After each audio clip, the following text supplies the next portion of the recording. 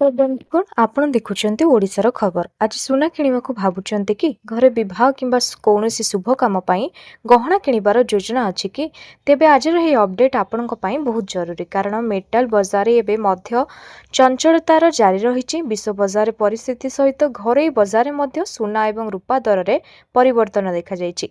आज 22 कैरेट सुनार दर केते 24 कैरेट सुना केते टंका रे रहिछि गत दर तुलन आज केते परिवर्तन होइछि भुवनेश्वर रे आज सुना दर केते आ सबुठारु बड़ कथा आसंता खाली सुना दर रे पुणी परिवर्तन हेबो कि एही सब प्रश्नर उत्तर आज ही रिपोर्ट रे आमे सरल भाव में जानिबा। तेणु आपण सुना किणिबाकू चाहुथले भिडियोटी को शेष पर्यंत देखंतु कारण शेष रे आमे आसंता कालीर गोल्ड मार्केट विषय रे मध्य कथा हेबा। केउ कारणरो दर बढ़ी पारे केउ कारणरो दर कमी पारे। बंधुगण प्रथमे आसंतु जानिबा आजिर सुना दर। आज देशर बाजार रे 22 कैरेट सुनार दर 10 ग्राम प्रति प्राय 1,41,040 टंका पाखापाखि रहिछि। सेहिपरि 24 कैरेट सुनार दर 10 ग्राम प्रति प्राय 1,45,000 टंकारु अधिक स्तर रे रहिछि।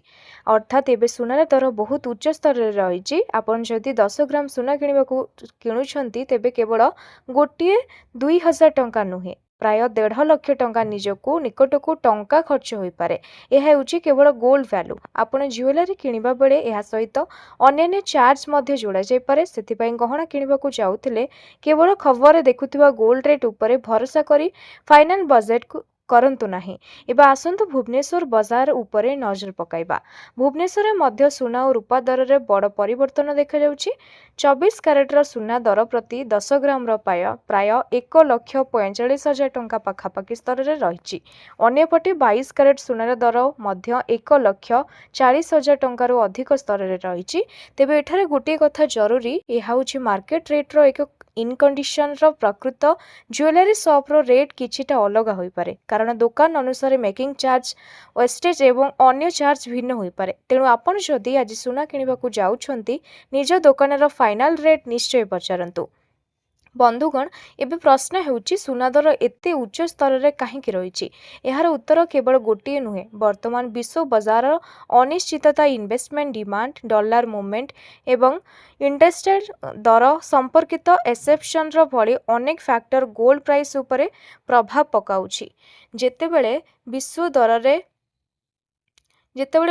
दर रे बाजार अनसर्टेनली बढ़ी जाए अनेक इन्वेस्टर निज टंका को कंप्रेसिवली सेव आसेट आड़ को नहीं जाती जहाकू सुना को दीर्घ समय धरे एक सेफ इवेंट हासेट भाव में देखा जाइथिबारो ग्लोबल अपॉर्चुनिटी अनसर्टेनली समय गोल्ड रो चाहिदा बढ़ी जाए। चाहिदा बढ़िले दर उपरे मध्य प्रभाव पड़ी पारे किंतु यह सबुबले एक दिगरे चले नाही। केतेबेले इन्वेस्टर माने दर पड़िबा परे प्रॉफिट बुकिंग करंती सेतेबेले सुना दर रे सामयिक भाव में करेक्शन मध्य देखा जाय पारे। सेतिपई आज दर बढ़िला बोली मध्य निश्चित भाव में बढ़िबो बोली कुहा जाय परिबो नाही। एबा आसंतु टिके रूपा दर विषय मध्य जानिबा।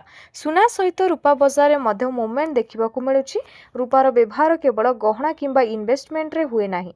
अनेक इंडस्ट्रियल सेक्टर रे मध्य सिल्वर व्यवहार हुए। तेणु सिल्वर डिमांड बढ़िले यार प्राइस उपरे मध्य प्रभाव पड़ी पारे।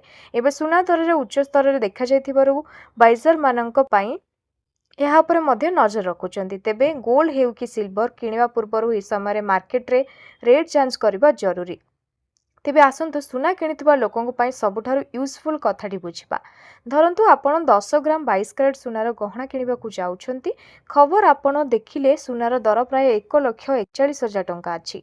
आपण भाबी पारंती जे दुकान रे जाई मध्य प्राय सेतिकी टंका देले गहना मिलि जिवो किंतु प्रकृत रे ताहा होई न पारे कारण ज्वेलरी रो फाइनल प्राइस रे मेकिंग चार्ज जोड़ा जाय पारे। गहना डिजाइन रो कॉम्प्लिकेटेड हेबो मेकिंग चार्ज मध्य सेही अनुसार भिन्न होई पारे। ताहा सहित एप्लीकेबल जीएसटी मध्य रही पारे।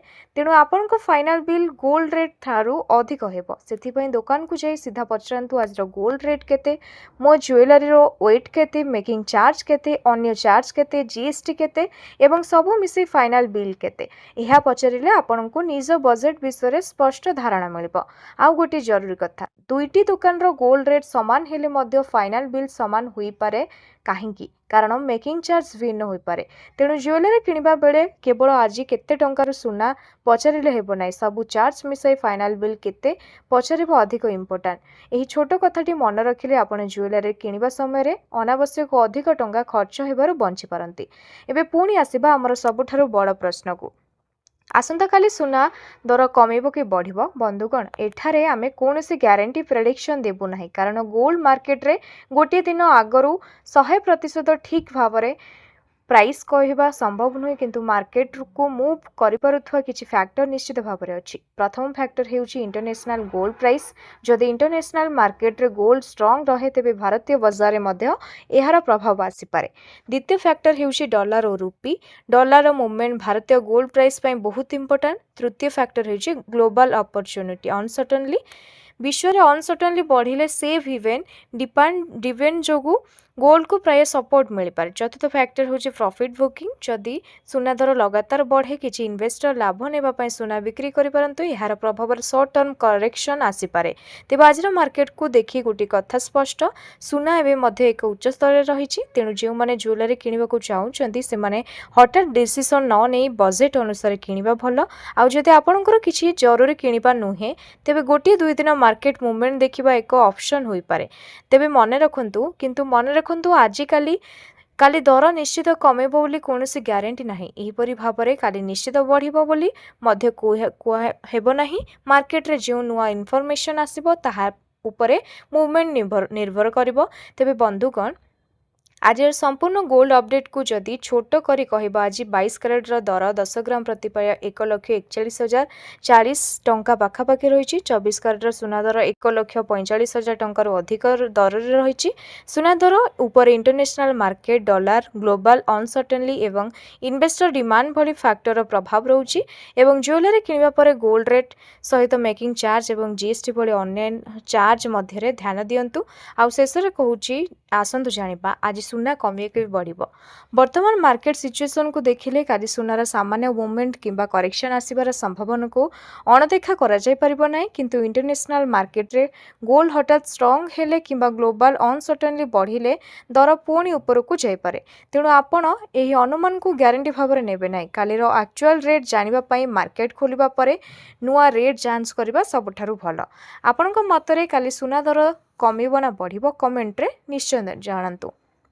आउ जदि आपण प्रतिदिन सुना दर, रूपा दर एवं ओडिशार मार्केट अपडेट जानिबा को चाहुचंती तेबे ओडिशा खबर को सब्सक्राइब करंतु एवं बेल आइकन को दबाई दियंतु। आज वीडियो आपणक पई यूजफुल होइथिला, लाइक करंतु एवं सुना किनिबा को जाउथिबा आपणकर परिवार और सांग मानक सहित शेयर करंतु। पुणी आसंता अपडेट रे देखाबो।